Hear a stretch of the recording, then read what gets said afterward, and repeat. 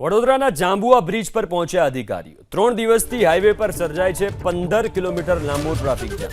વરસાદ બાદ national highway 48 પર મોટા ખાડા પડ્યા છે। પોલીસ કમિશનર આરટીઓ અધિકારીઓ બ્રિજ પર પહોંચ્યા છે।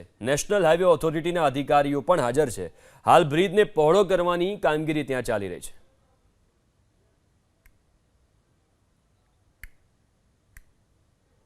છે। એવી છે કે જ્યારે તમે 3 લેન રોડ કર્યો તે ટાઈમે 3 લેન બ્રિજનું તમે કેમ ના વિચાર્યું?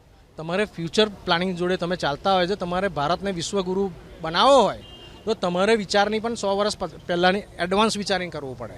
એવું નહીં કે આગ લાગે તો કૂવો ખોદવા જાય।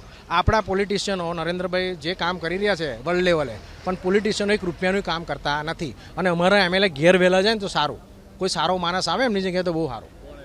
યોગેશ પટેલ જવા જોઈએ આવે, કેમ કે ગામમાં કોઈ દિવસ છેલ્લા 15 વર્ષથી આવતા જ નથી। હાઈવે લઈને પહેલું છોકરાઓને સ્કૂલે લેવા મૂકવાનું। બીજું કે ગામની અંદર એટલો ટ્રાફિક થઈ જાય છે, હવે નાના છોકરા રમતા હોય કે ગમે તે હોય, કાલે ઉઠીને કોઈ એક્સિડન્ટ થયો તો એનો જવાબદાર કોણ? અને આ બ્રિજ ઉતરતા જે પેલું યુટર્ન છે, ડિવાઈડર છે જીબી વાળું, ત્યાં મહિનામાં 1-2 માણસ મરે છે। એનું કોઈ નિરાકરણ જ નથી। શું કરવું? હવે બેવ પાર્ટી અલગ છે, હાઈવે ઓથોરિટી અલગ છે, લોકલ બોડી પણ અલગ છે। આ લોકોનું કોઈ તાલમેલ જ નથી। સિટીની અંદર આવે છે એ બાબતે માન્ય કમિશનર શ્રીની સૂચના અનુસાર આજરોજ તમામ વિભાગોની જે સ્ટેક હોલ્ડર વિભાગો છે એની વિઝિટ કરવામાં આવેલ છે।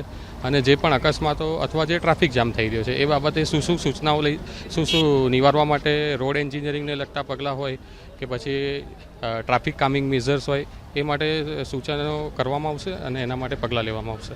ટ્રાફિક જે સતત વધતો રહે છે તો આરટીઓની શું કામગીરી રહેશે કે એને ક્યાંક એવો કરી શકાય? વ્યવસ્થા તો 3 લેન છે, 2 લેનમાં કન્વર્ટ થાય છે, પણ વ્યવસ્થા પણ જરૂર છે। આરટીઓનું શું રહેશે?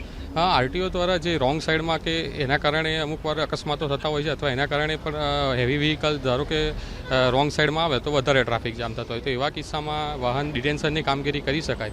વધુમાં જે અમારી મિટિંગ થતી હોય છે રોડ સેફ્ટી કાઉન્સિલની, એમાં પણ જે પણ પગલાં લેવા માટે સૂચનો કરવામાં આવતા હોય છે એનું રિવ્યૂ પણ કરવામાં આવતું હોય છે અને સમયાંતરે જે હાઈવે ઓથોરિટીને જાણ પણ કરવામાં આવે છે। તમારી દ્રષ્ટિએ શું સોલ્યુશન, કેવી રીતે? કેમ કે ટ્રાફિક તો રહેવાનો જ છે, એને કઈ રીતે ઓછો કરી શકાય? 2 લેનમાં કન્વર્ટ થાય છે, કોઈ અહીંયા વ્યવસ્થા